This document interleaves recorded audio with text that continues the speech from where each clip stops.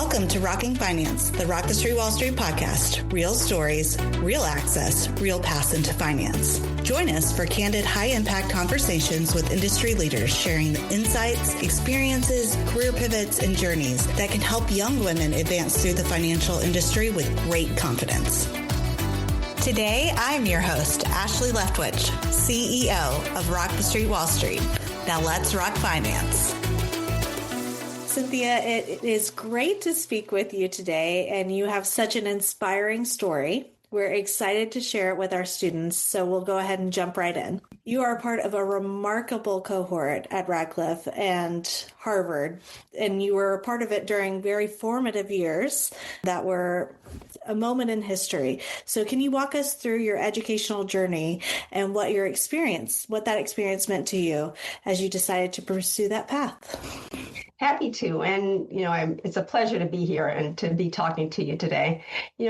Leading up to my entering Harvard Radcliffe were many personal moments. And as you said, my college years and the years before that really were formative for me personally, but also for the country. It was a time where we were right on the backdrop of the civil rights movement and Vietnam War. So lots is going on. Oh, can you share a bit with us about your family background? To go back a little bit, and I think this gives you a sense of how I was as a student and as an adult.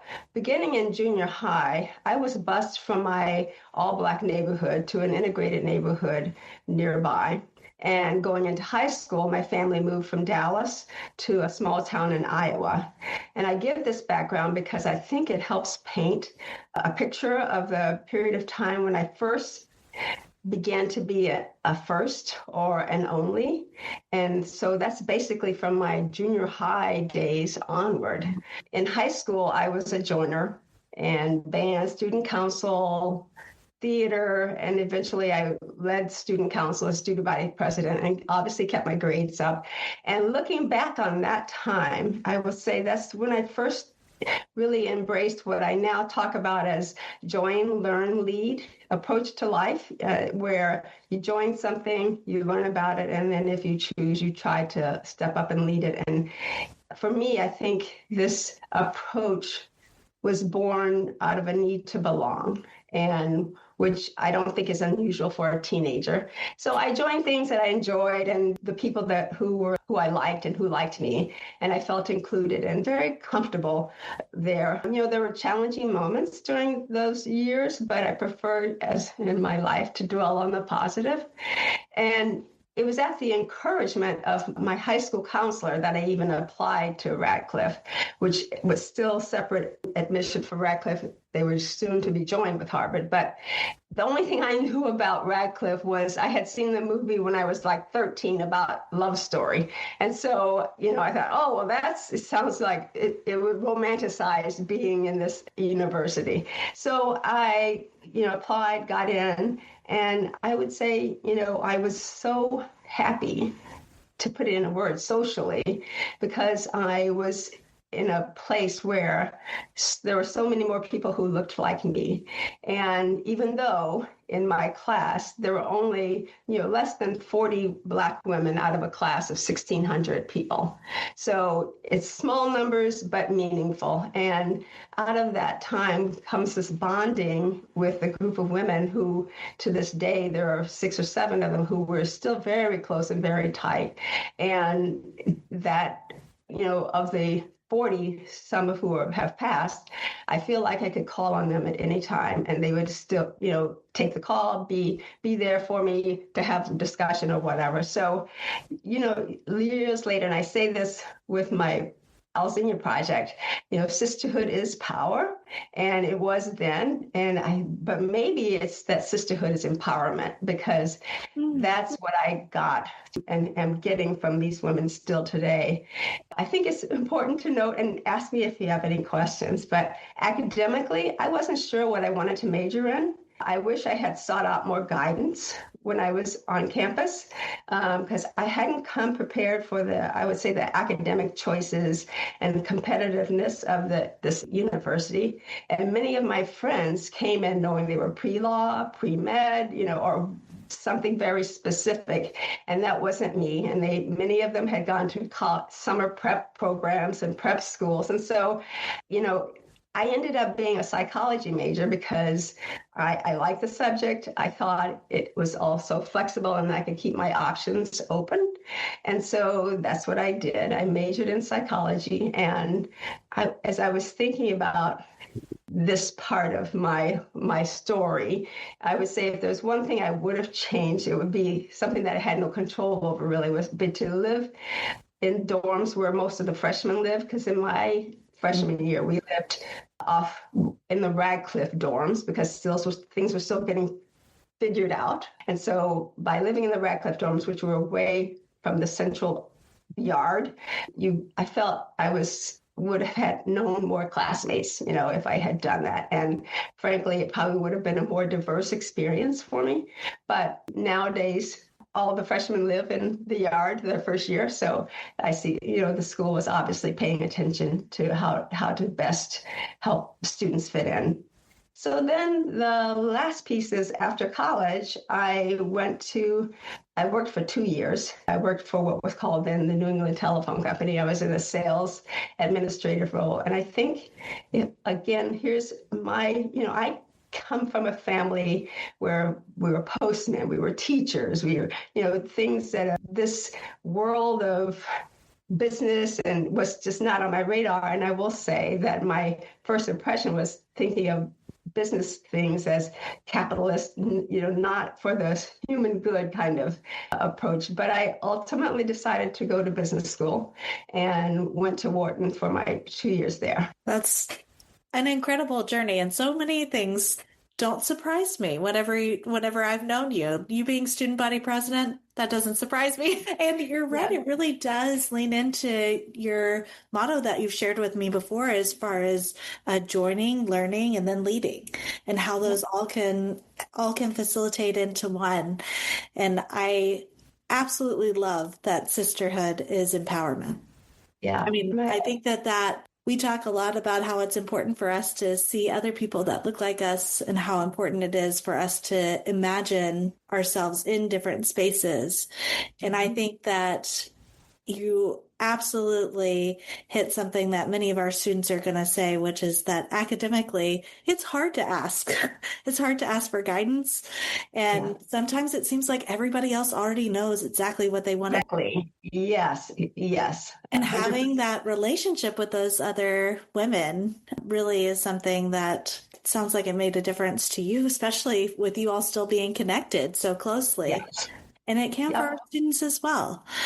So I think that that's a really important point that you mentioned, because there's so much within that. And interesting that you majored in psychology, because I feel like psychology has so much to do with buying decisions, with the economy, and probably gave you great background for going to Wharton Business School, which kind of brings us to the next piece that I wanted to talk to you about, which was your career journey.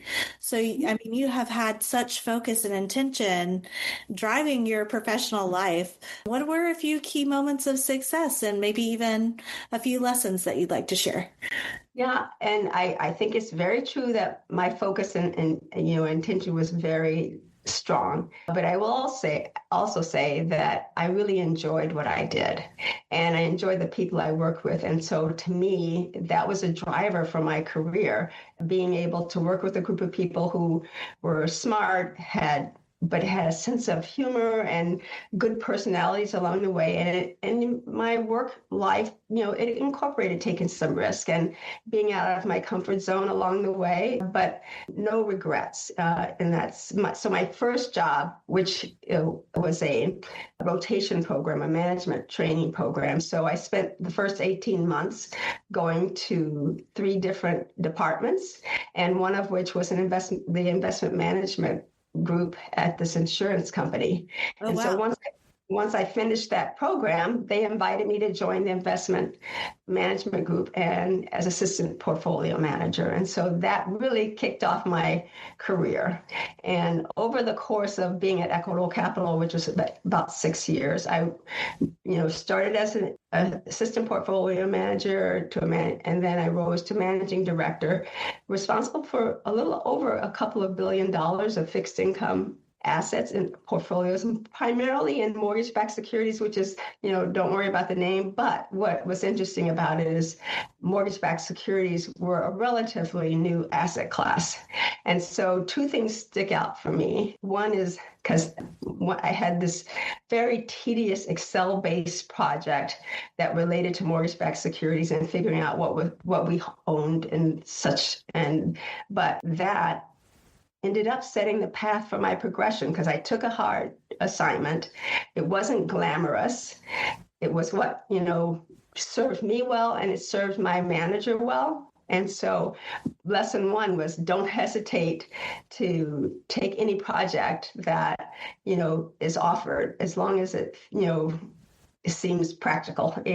But I think I just recommend taking projects that may seem, maybe below you, but this is how you learn. And this is, for me, working was all about growth. Oh, interesting. Did you ever have a mentor along the way? I had a manager who I worked well with, and ultimately he became what I wouldn't have called it then a mentor, but he was my mentor. And we worked together in a way that it was almost an apprenticeship in terms of me learning to be a good portfolio manager. And I would say another thing that strikes me is about it. I had a great relationship with the trading desk, the people who were actually executing the trades that portfolio managers tell you about, and Wall Street coverage. And I think my strength was my ability to take my analytical skills and put my people skills together with it. And that has served me well. And I also had a sense of humor. So, definitely it was a guy's world, but I figured out my way to just smack dab put myself in the middle of it, not compromising myself, but having a great time doing it. And I think, this is a skill, this marrying of the analytical and the people skills is something that I've been honing since middle school. Because remember, we think back to integrating a school and think back to living in a small town in Iowa. So I just, the last thing I would say is that this mentor, his name is Brian, became very critically important because several years later, after we had stopped working together, he was the person who recommended me for my first corporate board. That's wonderful. And I mean, it brings up a good point that not all mentors, does it have to be an official ask to be the mentor, right?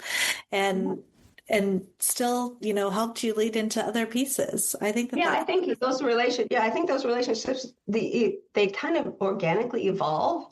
I mean, you can ask specifically, but you can also nurture one, without the specific ask, because I did not. And I absolutely love the lesson learned of don't hesitate to take on projects.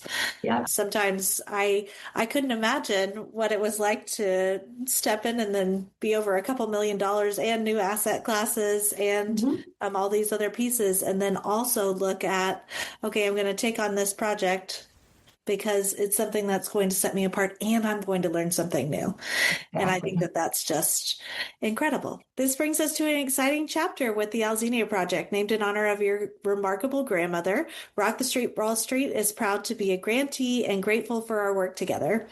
From co-hosting events like this one, all the way to supporting our Chicago students and alum together. What a great vision. Can you tell us more about it? Yeah, it's, as you said, it was named in honor of my grandmother, and Alzenia Project, I think, reflects her value of community commitment and to positively impacting the lives, especially of young children, because that was her area of specialization. She absolutely believed in the power of education, as I do, and I love sharing that my grandmother, Alzenia, my mother, Patricia, and I all graduated college within 15 years of each other, because my grandmother graduated at the age of 47, 48, and so, she went back to school, and to get her education. So that's a very anchoring part of my life.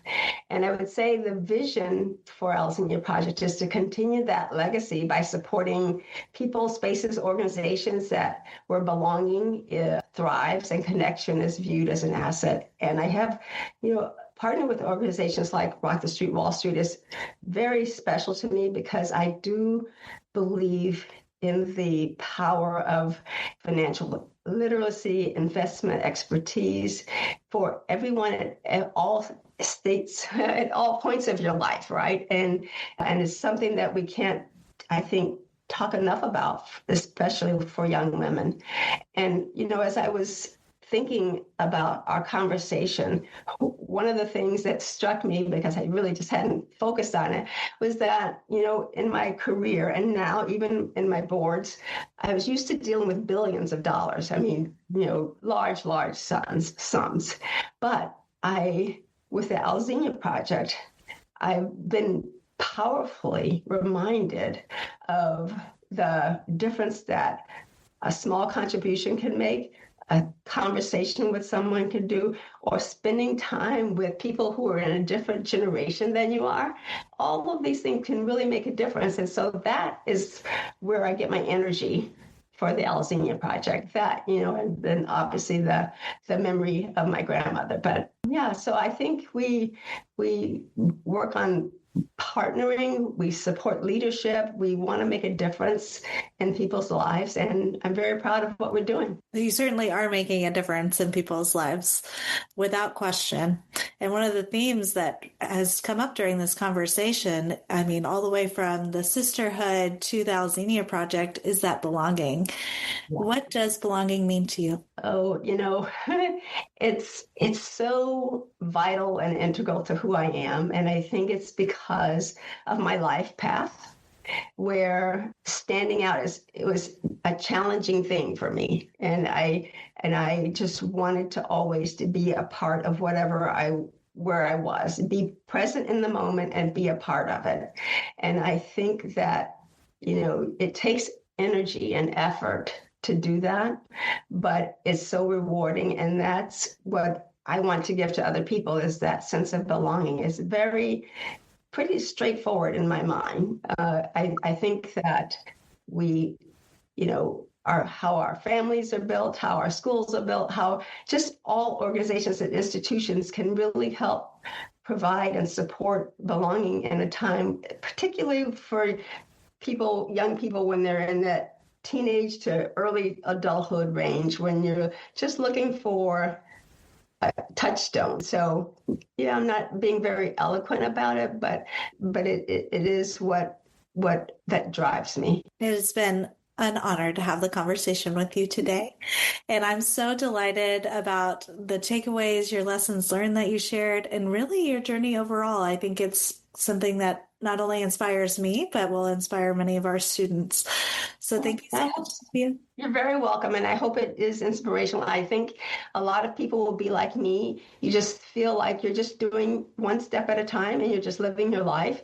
But know that, it matters what you do, and it matters that you show up for other people and organizations and for yourself. So thank you for having me. Absolutely. And to quote you, keep joining, keep learning, and keep leading.